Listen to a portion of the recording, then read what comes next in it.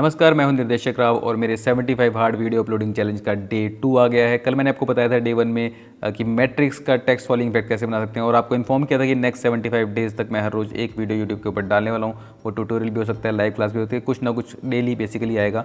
तो काफ़ी सारे ट्यूटोरियल आने वाले हैं। आज सेकंड डे है इस चीज़ का और आज हम डिस्कस करने वाले हैं दाविंची रिजॉल्व में कलर पेज के अंदर कौन कौन सी नोट्स होती हैं। सारी नोट्स आपको मैं एक्सप्लेन करूँगा। बहुत से लोगों की रिक्वेस्ट थी, ये कई बार पूछा गया था कि कलर पेज की सारी नोट्स आप एक्सप्लेन कर दीजिए, तो वो आज मैं करने वाला हूँ। तो स्टार्ट करते हैं। इसके अंदर यहाँ पे देख सकते हैं एक वीडियो हमारे पास रखी हुई है। यहाँ पर गाड़ी के अंदर से लड़की बाहर देख रही है और ये हमारा बाय डिफ़ॉल्ट एक सिंगल नोड आता है। मैं ये मान के चलूँगा कि आप लोगों ने बेसिक आपको पता है कलर पेज के बारे में। जिनको नॉलेज नहीं है बिल्कुल भी, वो मेरा दृष्टिकोण प्रोडक्शन के यूट्यूब चैनल के ऊपर जाकर के पूरा कोर्स है दाविंची रिजॉल्व का, वो देख सकते हैं ताकि आपके बेसिक क्लियर हो जाएँ। अब नॉर्मली हम लोग क्या करते हैं, एक सिंपल सीरियल नोड लगाते हैं, ऑल्ट एस प्रेस करके इस तरह से सीरियल नोड लगता है और ये फॉरवर्ड सीरियल नोड है। अगर किसी भी नोड को सिलेक्ट करके मैं शिफ्ट एस प्रेस करता हूँ तो उससे पहले एक नोड लग जाएगा, राइट। तो सिंपली अगर आप ऑल्ट एस प्रेस करेंगे तो आगे नोड लगेगा एंड अगर आप शिफ्ट एस प्रेस करेंगे तो पीछे नोड लगेगा, राइट। और ये चीज़ जो है आप यहाँ से राइट क्लिक करके नोड के ऊपर इधर अगर ऐड नोड पे जाएंगे तो यहाँ पर भी ऐड सीरियल बिफोर दोनों आपको दिखाई दे रहे हैं। यहाँ से भी कर सकते हैं, ऐड सीरियल करने पे आगे और ऐड नोड पे जाकर के ऐड सीरियल बिफोर करने पे पीछे। तो ये बेसिकली सीरियल नोड होते हैं कि आप इसके ऊपर कुछ काम करेंगे, मान लीजिए इसके ऊपर आप गेन वगैरह अपना ठीक करेंगे, राइट। उसके बाद में अगले वाले के अंदर जाकर के आप कलर डालेंगे, तो स्टेप बाय स्टेप आगे बढ़ेंगे। इस तरह से सीरियल नोड काम करते हैं। तो मोस्टली हम सीरियल नोड में काम करते हैं। कई बार हम और नोट्स का भी इस्तेमाल करते हैं, वो नोट्स मैं आपको बताने वाला हूँ सारे। इन दोनों को एक बार के लिए भी डिलीट कर देते हैं। अब यहाँ पर मैं राइट क्लिक दोबारा करता हूँ तो यहाँ पे आपने नोटिस किया कि ऐड सीरियल बिफोर के अलावा ऐड पैरेलल, ऐड लेयर और ऐड आउटसाइड नोड भी हैं। अब तो मैंने ये नोड के ऊपर क्लिक किया है तभी हमें ऑप्शन नज़र आ रही है। अगर मैं कहीं पे एम्प्टी स्पेस पर राइट क्लिक करता हूँ और यहाँ पे भी ऐड नोड है, इस पे जाता हूँ तो आप देख रहे हैं थोड़ा सा आपको बदलाव नजर आएगा। Character, parallel mixer, layer mixer, की मिक्सर, स्प्लिटर, कंबाइनर। तो करेक्टर क्या, अगर मैं इस पर क्लिक करता हूँ, ये एक्चुअली सीरियल नोड ही है, बस ये बाहर पड़ा होता है तो इसको हम करेक्टर बोल देते हैं। अगर इसको मैं ला करके यहाँ पे ड्रैग ड्रॉप कर दूंगा तो एज ए सीरियल नोड ये काम करने वाला है, राइट। उसके अलावा दोबारा राइट क्लिक करता हूँ, ऐड नोड, यहाँ पर पैरेलल मिक्सर और लेयर मिक्सर, ये दोनों वही काम करते हैं जो इस पर राइट क्लिक करने पर ऐड नोड में ऐड पैरेलल और ऐड लेयर आ रहा है, ठीक है। ये दोनों सेम है। डिफरेंसेस कहाँ पे हैं? एक डिफरेंस यहाँ पर ये है कि इसमें ऐड आउटसाइड की ऑप्शन है और ऊपर वाले में अगर जाएंगे तो यहाँ पर हमको की मिक्सर, स्प्लिटर और कंबाइनर, ये तीन चीज़ें अलग नज़र आती हैं। तो इन पे हम सब पे आएंगे बारी बारी। सबसे पहले हम इस चीज़ को डिस्कस कर लेते हैं जो यहाँ पर एक बच गया है, ऐड आउटसाइड। तो उसका क्या है कि बेसिकली मैं मान लो इसको थोड़ा सा डार्क करना चाहता हूँ। इसको मैं कर्व्स पे गया, मैंने इस चीज़ को पूरा डार्क कर दिया, पर मुझे लग रहा है कि मुझे ये जो डार्कनेस है सिर्फ बाहर बाहर रखनी है, अंदर नहीं रखनी है। तो मैं यहाँ पर पावर विंडो पे आता हूँ और मैंने इसको क्लिक किया और यहाँ से जो है सेंटर के अंदर मैंने इतने पोर्शन के अंदर यहाँ पर मुझे डार्क जो है ये नज़र आ रहा है। मैं इसको यहाँ पर रिवर्स कर लेता हूँ कि सिर्फ इसके बाहर बाहर वाला जो है उस पर मेरा डार्क वाला काम करे, राइट। और अगर आपको देखना हो कि मास्क कहाँ काम कर रहा है आपका, तो सिंपली यहाँ पर हाईलाइट का बटन, इस पर क्लिक करें। आप देख सकते हैं कि जो चीज़ यहाँ पे ग्रे आउट हो चुकी है उसके ऊपर काम नहीं हो रहा और बाकी की सारी चीज़ पे काम हो रहा है, राइट। दोबारा से मैं हाईलाइट को हटा देता हूँ। अब मैं यहाँ पर क्या करता हूँ, यहाँ पर क्लिक करता हूँ राइट और इधर ऐड आउटसाइड कर देता हूँ। तो जैसे ही मैंने ऐड आउटसाइड किया, आप देख सकते हैं यहाँ से एक अल्फ़ा की आउटपुट भी जा रही है। अगर जिन लोगों को नहीं पता ये क्या चीज़ है तो मैं आपको दोबारा से एक बार बता देता हूँ कि जो ग्रीन लाइन्स हैं ये बेसिकली सोर्स की इनपुट है। ये बेसिकली आपकी फुटेज जो है जिसके ऊपर आप कलर का काम कर रहे हैं वो चीज़ जा रही है। और ये जो ब्लू वाली है ये आपकी जो है अल्फ़ा की है, बेसिकली ट्रांसपेरेंसी। मान लीजिए आपकी पीएनजी होती है ना, उसमें कुछ पोर्शन आपका सॉलिड इमेज होती है और बाकी ट्रांसपेरेंसी होती है। तो ट्रांसपेरेंसी चैनल आपका इस ब्लू लाइन के थ्रू आगे जाता है, राइट। और यहाँ पर अगर आपको फाइनली भी निकाल कर लिया जाना है तो वो भी आप ले जा सकते हैं। मैंने कोर्स के अंदर बताया हुआ है, स्टिल आपको यहाँ पर भी बता दूंगा। फिलहाल मेन समझने की बात यह है कि यहाँ से एक आपको इनपुट जा रही है अल्फ़ा की भी, यानी ट्रांसपेरेंसी की भी। वो क्या कर रही है कि जो यहाँ पर आपका मास्क था उससे रिवर्स मास्क ऑटोमेटिकली यहाँ पर लगा रही है, राइट। तो अगर मैं यहाँ पे हाईलाइट पे आपको दिखाता हूँ, इस नोड को सिलेक्ट करने पे सेंटर की चीज़ सिलेक्टेड है, बाहर का सिलेक्टेड नहीं है।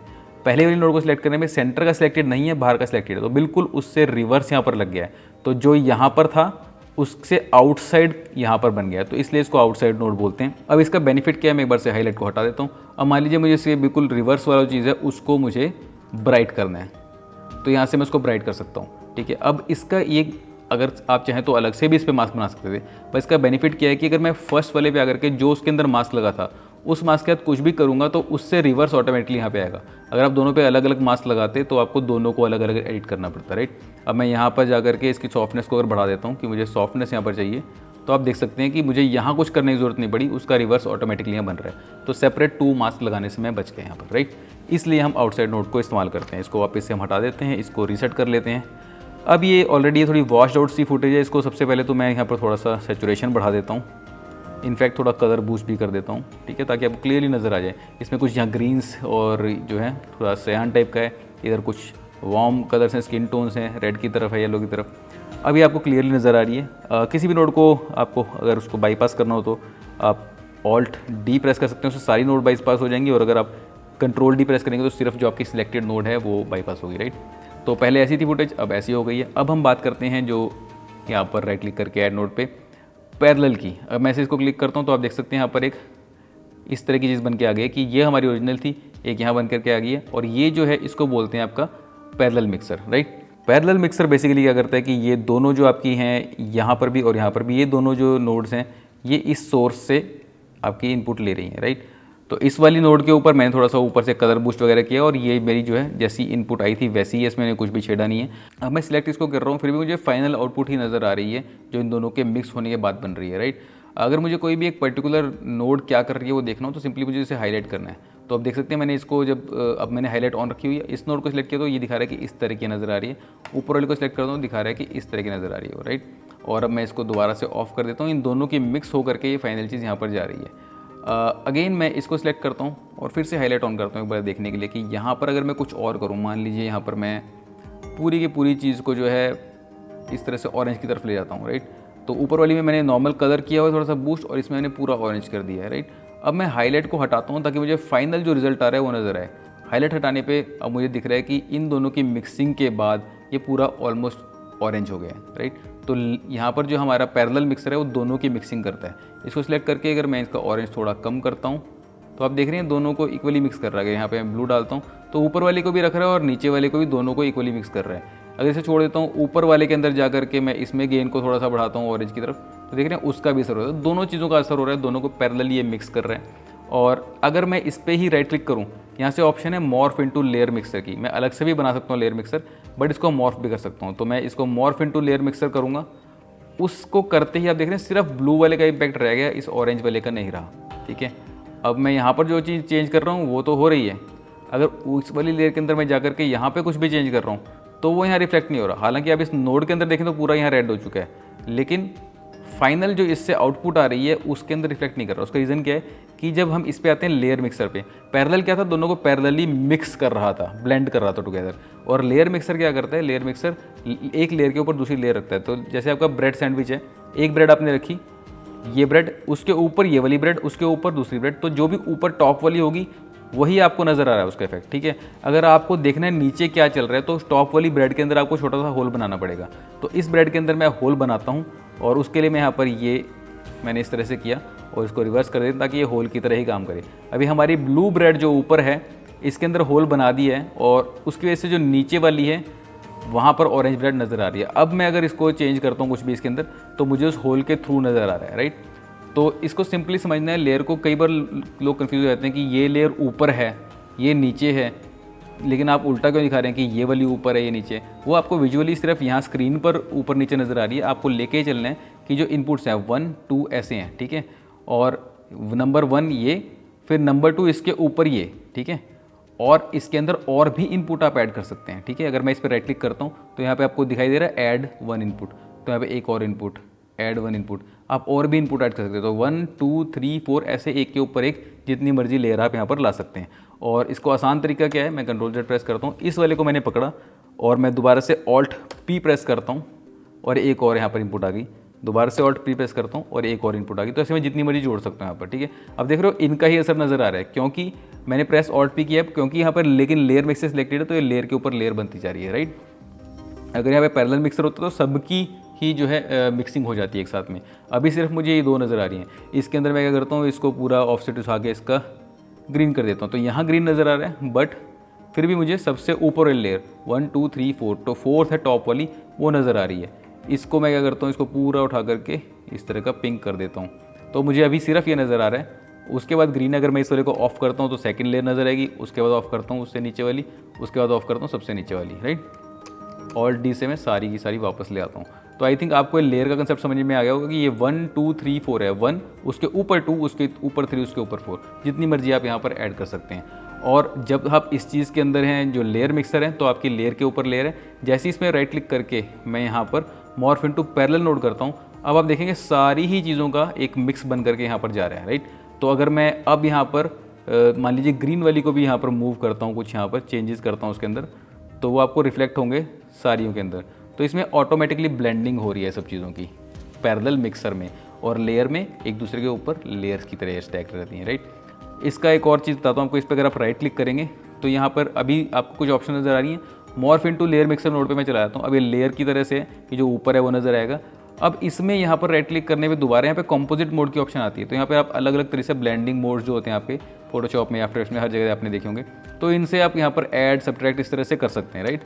और ये जो ऑप्शन है सिर्फ आपको तभी मिलेगी जब आप यहाँ पर लेयर मोड के अंदर ही हैं, ठीक है, लेयर मिक्सर में है। जैसे ही आप इसको मॉर्फ टू पैरेलल नोड करेंगे तो कंपोजिट मोड की ऑप्शन चली जाएगी। मैंने इसको किया है यहाँ पर। अब मैं राइट क्लिक करता हूँ तो morph into layer mixer node की ऑप्शन है, यहाँ पर कंपोजिट मोड की चलेगी। तो ब्लेंडिंग यहाँ नहीं कर सकते आप, क्योंकि ज़रूरत नहीं है, ऑलरेडी ये सब ब्लेंड होकर के जा रहा है पैरेलल में। ऑलरेडी सभी जितनी भी आपने नोड्स यहाँ पर लगाई हैं पैरेलल नोड्स, उन सब की जो अंदर आप चेंजेस कर रहे हो सब मिक्स होकर के यहाँ पर जा रहे हैं। और अगर आप यहाँ पे कर देते हैं मॉर्फ इनटू लेयर मिक्सर, तो एक लेयर उसके ऊपर दूसरी लेयर उसके ऊपर उसके ऊपर, तो ये एक दूसरे को ढक रही हैं लेयर बाय लेयर, ठीक है। सिंपल, मैंने काफ़ी अच्छे से समझा दिया। पैरेलल में सब चीज़ें आपस में मिक्स हो जाएंगी और लेयर में एक के ऊपर एक लेयर की तरह रखी होगी। पैरेलल में आपको यहाँ पर कंपोजिट मोड नहीं मिलेगा और लेयर में आपको यहाँ पर कंपोजिट मोड मिलेगा, क्योंकि इसमें आप अलग तरीके से ब्लेंड कर सकते हैं। पैरेलल में ऑलरेडी ब्लेंड होता है, राइट। अब इन सबको मैं कर देता हूँ डिलीट, इसको मैं कर देता हूँ रीसेट, जैसे मैंने पहले किया था। थोड़ा सा कलर बूस्ट मैं कर देता हूँ यहाँ पर। तो हमारी यहाँ पर सारी नोड्स हमारी कंप्लीट हो चुकी हैं। ऐड नोड में serial, serial before, add parallel, add layer, add outside. अब आपका लेकिन यहाँ पर एक क्वेश्चन रहेगा कि सीरियल और पैरेलल का मतलब फिर डिफरेंस क्या है। हम सीरियल में ही क्यों नहीं सब कुछ कर लेते, पैरेलल नोड का बेनिफिट क्या है, राइट, या फिर लेयर नोड का बेनिफिट क्या है। अब मान लीजिए ये जो मैंने काम किया यहाँ पर, इसमें भी ग्रीन है, थोड़ा सा सियान है, थोड़ा सा रेड है। तो मैं यहाँ पर आता हूँ, सबसे पहले ऑल्ट एस प्रेस करके एक सीरियल नोड बनाता हूँ, राइट। अब इस सीरियल नोड के अंदर मान लीजिए पहले तो मैंने थोड़ा सा कलर बूस्ट किया था, इसके अंदर मैं थोड़ा सा सिलेक्शन बनाने जाता हूँ और मैं बना लेता हूँ सिलेक्शन यहाँ से आकर के फेस का। अब ये मुझे देखना है, उसके लिए मैं यहाँ पर हाईलाइट कर लेता हूँ। तो मुझे जो स्किन है उसका मैंने सिलेक्शन बना लिया, परफेक्ट। अब मैं एक और सीरियल नोड लगाता हूँ, इसके अंदर जो है इससे पहले वाली नोड पे जाकर के मैं थोड़ा जो स्किन है उसका मैं थोड़ा वार्मथ कम कर देता हूँ। तो उसके लिए मैं इसको थोड़ा सा ऑफसेट करके सियान की तरफ ले आता हूँ, राइट। थोड़ा मैं जानबूझ कर रहा हूँ ताकि आपको क्लियरली नज़र आ जाए। अब मैंने इस नोड के अंदर सारा वार्म जो था उसको पकड़ करके इधर ड्रैग कर दिया। अब नेक्स्ट नोड जो है मेरी ये वाली, इसके अंदर आकर के मैं दोबारा से जो है कलर सेलेक्ट करना चाहूँगा। और मैं जब यहाँ पे स्किन को सिलेक्ट कर रहा हूँ और यहाँ पे हाईलाइट करता हूँ, तो आप देख रहे हैं मैं स्किन सिलेक्ट कर रहा हूँ पर साथ में ये पोर्शन भी आ रहा है। रीज़न बीइंग, मैं जो भी पिछली नोड पे किया था वो मेरे लिए इस नोड की इनपुट है। तो अब मेरे पास ऑलरेडी यहाँ पर पूरा ये सियान और ये सियान ऑलरेडी था। तो जब मैं फेस की सिलेक्शन बना रहा हूँ तो उसमें सेम वही कलर है जो शीशे में भी है, इसलिए सारा का सारा सिलेक्शन बन रहा है, मेरा फेस का अलग से सिलेक्शन नहीं बन पा रहा, राइट। बट अगर मैं इसको एक बार हाईलाइट को हटाता हूँ और इसको सिलेक्ट करते हैं, यहाँ पर ऑल्ट पी प्रेस करता हूँ पैरेलल नोड के लिए, राइट। और पैरेलल नोड जो मेरा है इसको मैं फ़िलहाल रीसेट कर देता हूँ। इस पे अगर मैं आता हूँ, अब मैं दोबारा से हाईलाइट पे जाऊँगा, आप देख सकते हैं इस पैरेलल नोड के ऊपर कोई असर नहीं हो रहा ऊपरी नोड का। ऊपरी नोड के अंदर जो सिलेक्शन बना वो अलग है, इस नोड के अंदर जो यही इनपुट जो पीछे से आ रही है ये वाली इनपुट आ रही है। इसको मैं जा करके अब यहाँ पर दोबारा से सिलेक्शन बनाता हूँ स्किन का, तो ये मैं सिलेक्शन यहाँ पे अलग रख सकता हूँ, राइट। और जब मैं नेक्स्ट नोड पे जाऊँगा अभी भी नॉर्मल नज़र आ रहा है, क्योंकि यहाँ पर हमारा पैरेलल मिक्सर है। इसको मैं राइट क्लिक करके मॉर्फ इनटू लेयर कर देता हूँ। अब ये लेयर मोड के अंदर जैसे ही आ गया। अब अगर मैं यहाँ पे जाता हूँ तो आप देख रहे हैं कि पहले मेरी ब्लू जो आ रही थी वो यहाँ पर ब्लू नहीं आ रही, क्योंकि ब्लू चाहे जिस वजह चीज़ के ऊपर हो रहा हो मैंने एक सिलेक्शन बना करके स्किन का यहाँ पर रख दिया। तो अब मैं पीछे वाली नोड के अंदर चाहे कोई और सिलेक्शन बनाऊँ, ठीक है, या फिर मैं ओवरऑल कोई सिलेक्शन ही ना बनाऊँ और टोटल को ही पकड़ करके ऑफसेट कर देता हूँ, ठीक है। अब ये यहाँ पर तो पूरा पूरा ब्लू नज़र आ रहा है क्योंकि मैंने ये नोड सिलेक्ट की हुई है। जैसे ही मैं फाइनल आगे की नोड पे जाऊँगा, मेरा ये जो हाईलाइटेड चीज़ है, क्योंकि लेयर 1 है, लेयर 1 के ऊपर लेयर 2 है, लेयर 2 पे मैंने ऑलरेडी स्किन सेलेक्ट कर दी है, तो वो मेरी इंटैक्ट रहेगी, राइट। तो इस तरह से आप इसका इस्तेमाल कर सकते हैं। ये चीज़ अगर आप यहाँ करने की बजाय सीधा यहाँ पर पूरा ब्लू होने के बाद सिलेक्शन बनाने की कोशिश करते तो इस केस में बन रहा है, बट उसके हाथ में ब्लू कलर बाकी का भी आ जाता है, क्योंकि ऑब्वियसली अब यहाँ से जो आपने जो भी चेंजेस कर दिए थे कलर के वो एज इनपुट यहाँ जा रहे हैं। और दूसरे केस में क्या था कि यहाँ पर जब आप कर रहे हैं तो पीछे से ही इनपुट आ रही है, राइट, और वही वाली इनपुट के ऊपर आप सिलेक्शन बना रहे हैं। I hope it make sense, मैंने अच्छे से समझाने की कोशिश की है। ये बेसिकली आपको टोटली हेल्प करेगा कि आपको पीछे से किसी जगह से आपको जो है इनपुट लेनी है उसके लिए। और ऐसा नहीं कि सिर्फ पिछली नोड से ही आप यहाँ पर इनपुट ले सकते हैं। अगर मान लीजिए मैं इसको सारे को डिलीट कर देता हूँ, राइट, अब मैं यहाँ पर 1 2 मैंने 3 ये बना लिए, इसके बाद में एक और कर लेते हैं और अब मैं Alt P प्रेस करता हूँ, राइट, और ये थोड़ा सा एडजस्ट करना पड़ता है अपने को। अब मेरा ये पैरेलल नोड यहाँ पर आ गया, तो अभी तो यहाँ से ही इनपुट आ रही है मेरे पास, ठीक है, यहाँ से इसमें भी जा रही है और इसमें भी जा रही है। मैं चाहूँ तो बहुत पीछे वाली से भी इनपुट ले सकता हूँ, ठीक है। आप देख रहे हैं यहाँ पर मान लीजिए मैंने इसको पूरा ब्लू भी कर दिया हो इस वाली नोड को, फिर भी जब मैं इस पे आऊँगा तो मेरे पास ओरिजिनल से ही इनपुट आ रही है, तो मैं सिलेक्शन बनाऊँगा तो ओरिजिनल के हिसाब से बनेगा। लेकिन इस केस में अगर मैं सिलेक्शन बनाऊँगा तो ब्लू वाली के हिसाब से बनेगा, ठीक है। तो आप किसी भी जगह से नोड को कनेक्ट कर सकते हैं। जिन लोगों को ब्लेंडर का या किसी और तरह के नोड बेस्ड सॉफ्टवेयर का थोड़ा एक्सपीरियंस है वो ज़्यादा अच्छे से समझ पाएंगे इस चीज़ को। जिन लोगों को नोड बिल्कुल समझ में नहीं आती है, आपको थोड़ा सा टाइम देना पड़ेगा। जो बातें मैं बता रहा हूँ उसको आप थॉरली समझने की कोशिश कीजिए कि ये आप कनेक्शन कहीं से भी कहीं पे भी बना सकते हैं, राइट। तो ऐसा ज़रूरी नहीं है कि एक के बाद ही आपको यहाँ पर कनेक्शन बनाना है, आप सेकेंड वाले से भी बना सकते हैं और ये बहुत पावरफुल चीज़ है, राइट। और इसी तरह से जो ये ब्लू वाली लाइन्स है ये आपकी अल्फ़ा के लिए कनेक्शन है। अब इसका भी मैं आपको एग्जाम्पल दे देता हूँ छोटा सा। मान लीजिए यहाँ पर मैं सिलेक्शन बनाता हूँ इस तरह से, ठीक है।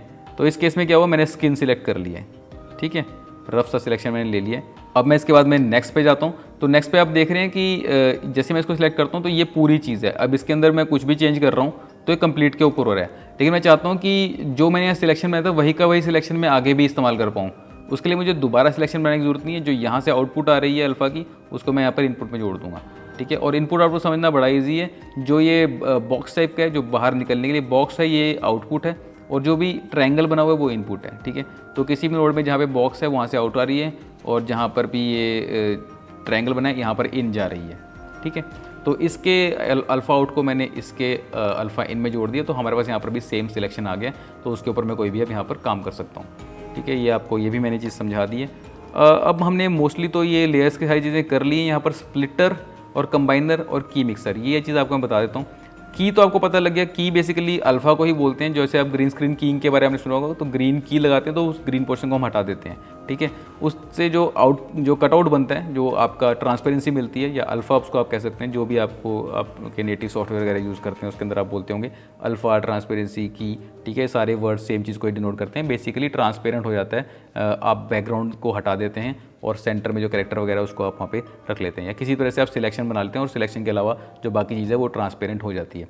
तो यहाँ पर राइट क्लिक करके अगर मैं ऐड नोड पे आकर के की मिक्सर पे क्लिक करता हूँ तो आप देख रहे हैं इसके अंदर कोई भी ग्रीन इनपुट या आउटपुट नहीं है, सिर्फ 2 इनपुट हैं यहाँ पर ब्लू कलर की और एक ब्लू आउटपुट है। यानी कि यहाँ पर मैं एक, जैसे मान लीजिए यहाँ से मैंने एक इनपुट ले ली और यहाँ से एक और मैं सीरियल नोड भी लगा देता हूँ, जैसे दूसरी इनपुट मैं इधर से ले लेता हूँ, ठीक है, और यहाँ पर एक और सीरियल नोड में लगाता हूँ। अब मैं थोड़ी सी कन्फ्यूजिंग चीज़ आपको लग रही होगी देखने में, टेंशन लेने की जरूरत नहीं है। मैंने ये 2 सीरियल नोड से एक से यहाँ पर इनपुट ली और दूसरे से यहाँ पर इनपुट ली। ये सिर्फ कीज़ की इनपुट है, सिर्फ अल्फ़ा की इनपुट है ट्रांसपेरेंसी की, और यहाँ से आउटपुट मैंने दे दी अगली नोड को, ठीक है, इस वाली को। तो अभी यहाँ पर कुछ नज़र नहीं आ रहा है, यहाँ पे हाईलाइटेड है, जैसे इसको भी के लिए इग्नोर कर दें आप। अगर मैं फर्स्ट वाले पे आता हूँ पहले, मुझे क्योंकि कुछ मैंने यहाँ पर सिलेक्शन बनाया नहीं अभी तक, मान लीजिए फर्स्ट पे आकर मैं यहाँ पर ये चीज़ कर लेता हूँ कि मैं इतना सिलेक्शन बना लिया मैंने, तो बाकी पोर्शन मेरा कट गया यहाँ पर, राइट। और ये चीज़ अब आपकी फाइनल में भी रिफ्लेक्ट हो रही है क्योंकि ये इनपुट यहाँ पर जा रही है और इधर तक पहुँच रही है। अब जो दूसरे वाला है इसमें मैं किसी और तरह का इनपुट भी बना सकता हूँ, राइट। अब मान लीजिए यहाँ पर मैं स्क्वायर बना लेता हूँ, एक लंबा स्क्वायर पूरा मैं इसको थ्रू एंड थ्रू कर देता हूँ, ठीक है। तो पहले वाले में मेरा सर्कल मास्क है, दूसरे वाले में मेरा रेक्टेंगुलर मास्क है, और ये दोनों मास्क की इनपुट यहाँ आ रही है, राइट। तो यहाँ देख सकते हैं आप सर्कल और रेक्टेंगल दोनों मिक्स हो गए हैं। और अब अगले वाले में जाता हूँ तो यहाँ आप देख सकते हैं आप सर्कल और रेक्टेंगुलर दोनों की आउटपुट आ रही है और बाकी जो पीछे का है वो सिलेक्टेड नहीं है। अब हाईलाइट को चाहे आप हटा दें, देखने में कंप्लीट नज़र आ रही है चीज़, बट इसके ऊपर मैं कोई भी चीज़ करूँगा तो वो सर्कुलर और ये जो रेक्टेंगुलर चीज़ है उसी शेप में आएगी। तो अब आपको समझ में आएगा कि अलग अलग नोड से भी आप अलग अलग जो उसकी ट्रांसपेरेंसी है उनको भी मिक्स कर सकते हैं। उसके लिए आपको की मिक्सर इस्तेमाल करना होता है, ठीक है। अब आप इसको इस्तेमाल कितना करेंगे वो अलग बात है, अब आपके ऊपर डिपेंड करता है, बट क्योंकि मुझे सारी नोड समझानी है इसलिए मैंने आपको समझा दिया। तो ठीक है, मैं वापस से आकर के इसको फिर से यहाँ पर हटा देता हूँ। इसके बाद में हमारा यहाँ पर रह गया ऐड नोड पे जाकर के की मिक्सर हमारा हो गया, स्प्लिटर और कंबाइनर रह गया। स्प्लिटर पे अगर मैं क्लिक करता हूँ तो आप देख सकते हैं यहाँ पर अब इसके अंदर सारी ग्रीन की ग्रीन है। यहाँ पर एक इनपुट है और 3 आउटपुट हैं, सब ग्रीन है, यानी कि सिर्फ सोर्स, कोई इसमें अल्फ़ा की बात नहीं हो रही। तो मैं इसको अगर यहाँ कनेक्ट कर देता हूँ, ठीक है, अब यहाँ से आगे मेरे पास 3 आउटपुट हैं, ठीक है, इसको मैं यहाँ पर कनेक्ट कर सकता हूँ। ये बाकी 2 को अगर मैं यहाँ कनेक्ट करूँगा तो एक हट जाएगी, ठीक है, क्योंकि फाइनल आउटपुट सिर्फ एक ही निकल सकती है। तो अब इस 3 को कैसे इस्तेमाल करना है, उसको इस्तेमाल करने का बड़ा सिंपल तरीका है। मैं एक बार इसको डिलीट करता हूँ।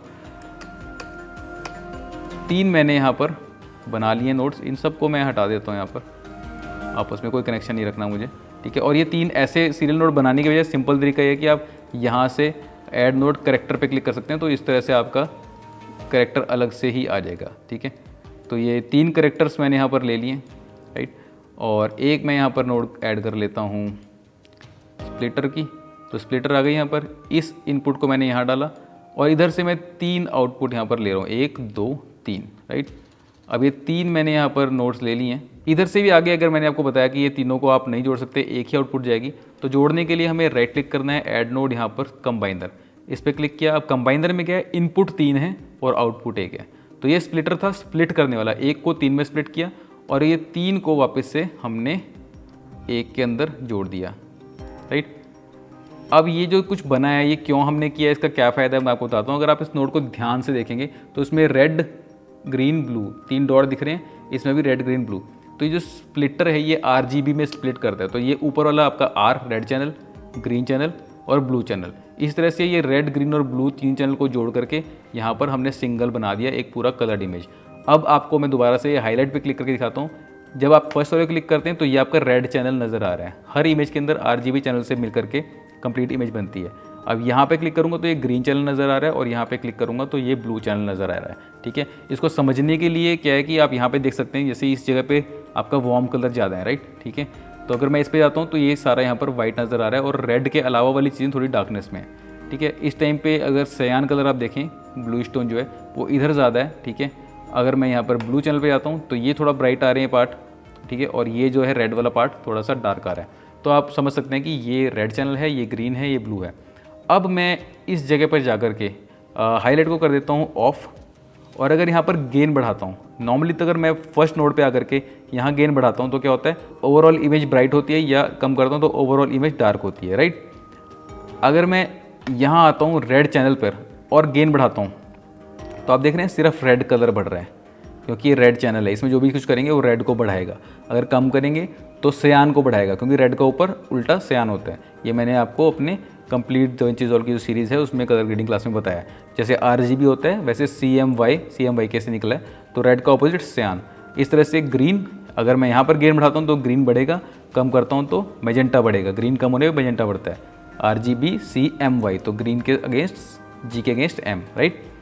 Same goes for third one, blue, इसको मैं यहाँ पर गेन बढ़ाऊंगा तो ब्लू बढ़ेगा, कम करूँगा तो येलो बढ़ेगा, क्योंकि ब्लू का अपोजिट येलो होता है। RGB YMC, तो G ब्लू के अगेंस्ट B के अगेंस्ट C, राइट। अगर ये चीज़ें आपके सिर के ऊपर जा रही हैं तो आपको मैं सजेस्ट करूँगा कि दाविंची रिजॉल्व का मेरा कंप्लीट कोर्स जो है दृष्टिकोण प्रोडक्शन के चैनल पे, उसको आप जा करके एक बार देख लें, उसके बाद इस वीडियो के ऊपर आएँ, राइट।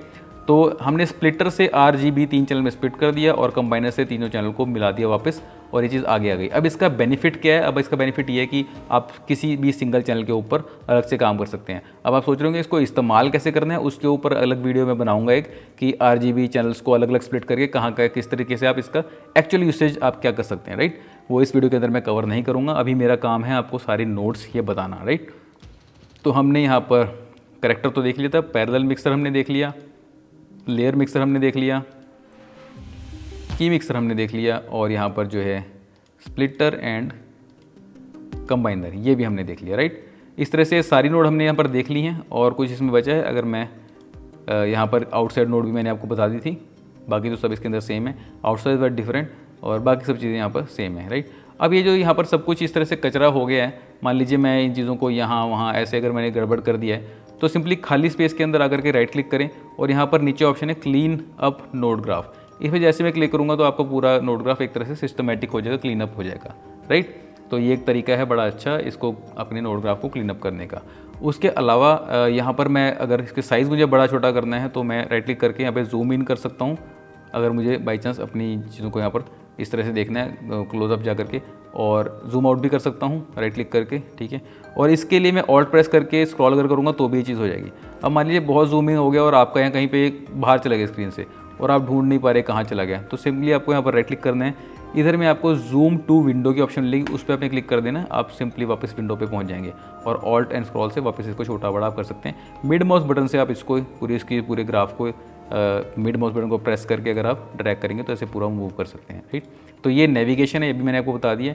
और किसी भी साइज़ में ये चीज़ चली जाए, मान लीजिए बहुत छोटा कर दिया या बहुत बड़ा कर दिया, तो यहाँ से ओरिजिनल साइज़ पे भी आप जा सकते हैं, राइट। और यहाँ पर क्लिप के बाहर जो लगा हुआ है इससे भी आप छोटा बड़ा कर सकते हैं। ये अलग अलग ऑप्शंस हैं इसको विंडो को मैनिपुलेट करने की।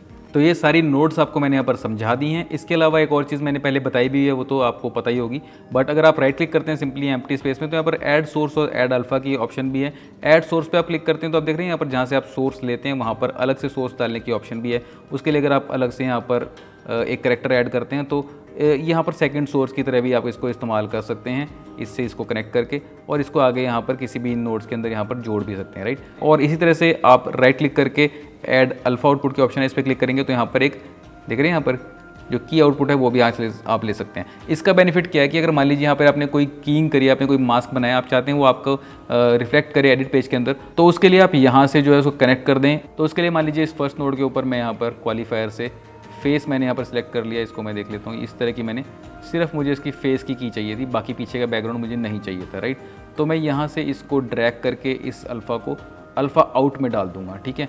और अगर मैं एडिट पेज पे अब जाता हूँ तो आप देख रहे हैं मेरे पास ऑलरेडी एक कटआउट बन करके आ गया है, राइट। अगर मैं इस लेयर को ऊपर करता हूँ, इसके नीचे कोई चीज़ यहाँ पर ऐड करता हूँ, तो आप देख सकते हैं वो यहाँ पर आपको नज़र आ जाएगी चीज़। तो मैं इधर ले आता हूँ और स्केल कर देता हूँ, ठीक है। तो अल्फ़ा अगर आपको निकालना हो कलर पेज से तो आप इस तरह निकाल सकते हैं। अगर आप इसको डिस्कनेक्ट कर देंगे तो यहाँ पर वो चीज़ चली जाएगी। और अगर आपको इसको हटाना है तो यहाँ पे सिंपली बाहर आप राइट क्लिक करेंगे और रिमूव सोर्स पे क्लिक, रिमूव अल्फ़ा आउटपुट पे क्लिक करेंगे और ये अल्फ़ा आउटपुट आपकी चली जाएगी। और इसी तरह से अगर आप यहाँ पर दोबारा से राइट क्लिक करके और यहाँ पे रिमूव सोर्स पे क्लिक करेंगे तो एक्स्ट्रा सोर्स आपका हट जाएगा, बट हटा इसलिए नहीं क्योंकि यहाँ पर एक नोड कनेक्टेड है। इस कैरेक्टर को मैं हटा देता हूँ, अब इस पर कोई कनेक्शन नहीं है। अब राइट क्लिक करके आप यहाँ से रिमूव सोर्स करेंगे तो ये हट जाएगा। तो जो भी सोर्स या अल्फ़ा आउटपुट आपकी खाली होगी, एम्प्टी होगी, जिसमें कोई नोड नहीं जा रही, वो वाली आप रिमूव कर सकते हैं, राइट।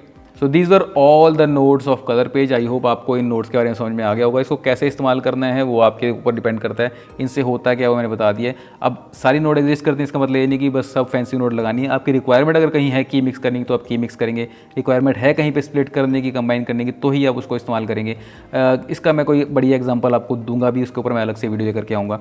तो जहाँ पर भी आपको लगता है आपकी रिक्वायरमेंट है वहीं आप नोड को इस्तेमाल करेंगे। ये सब स्पेसिफिक नोड्स हैं, मोस्टली तो सीरियल नोड से ही काम हो जाता है। सीरियल नोड या फिर लेयर नोड जो है, लेयर नोड कई बार काम आती है अगर आपको अलग अलग सिलेक्शन बनाने हो सेम पुरानी इनपुट लेकर के, तो वहाँ पर आपको लेयर नोड बहुत काम आ जाती है। मान लीजिए आप सीरियल नोड लगाते लगाते 10 नोड पे पहुँच चुके हैं, 11वीं नोड पे आपको सिलेक्शन बनाना है, बट आप इतना काम कर चुके हैं कि सिलेक्शन ठीक नहीं बन रहा, और सिलेक्शन बनाने के लिए आप चाहते हैं सेकंड नोड से इनपुट आ जाए, तो आप सेकंड नोड से एक अब उधर 9th नोड के ऊपर आप 10वीं 11वीं जो भी नोड है उसके ऊपर आप पैरेलल नोड लगाएंगे और इनपुट ले लेंगे सेकंड नोड से, जहाँ से आपको पता है क्लियरली अलग अलग चीज़ें थी, मैं सिलेक्शन बना सकता हूँ, और फिर वहाँ पर आप सिलेक्शन बना पाएंगे, राइट। और उसको लेयर में ऊपर रख देंगे और नीचे वाली चीज़ पे आप जो भी कर रहे हैं उसके असर हुए बिना आप ऊपर वाली लेयर पे काम कर सकते हैं। आशा करता हूँ कि आपको वीडियो पसंद आई होगी, इससे आपको कुछ सीखने को मिला होगा, आपके वर्कफ्लो के अंदर आपको हेल्प करेगा।